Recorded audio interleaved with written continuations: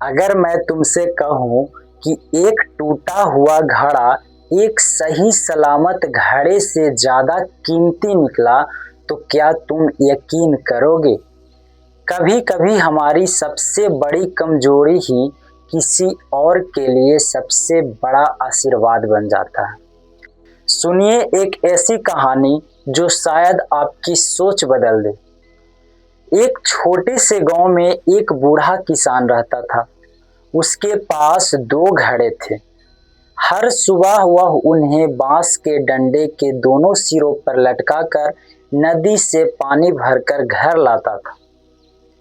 उनमें से एक घड़ा नया और मजबूत था।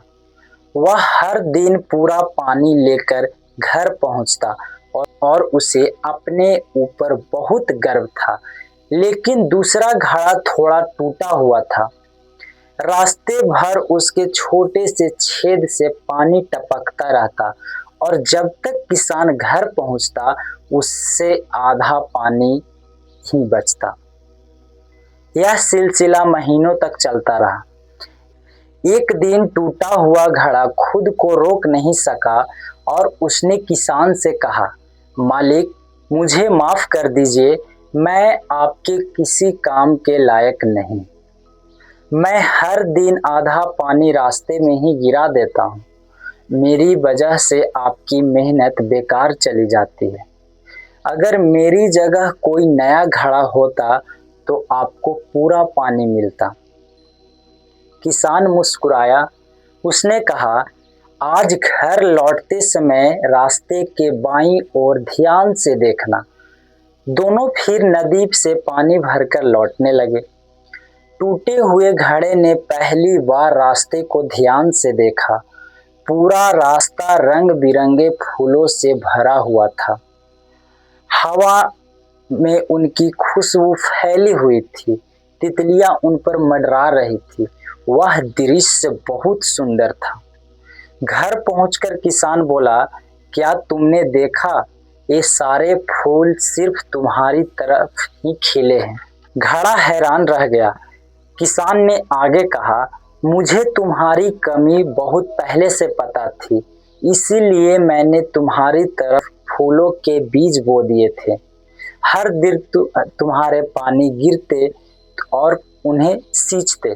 आज इन्हीं फूलों से मैं भगवान की पूजा करता हूँ, मेहमानों का स्वागत करता हूँ और लोगों के चेहरे पर मुस्कान लाता हूँ।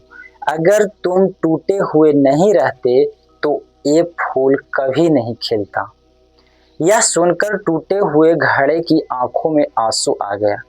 जिस कमजोरी को वह अपने सबसे बड़ा हार समझ रहा था, वह किसी और की खुशी का कारण बन चुका था।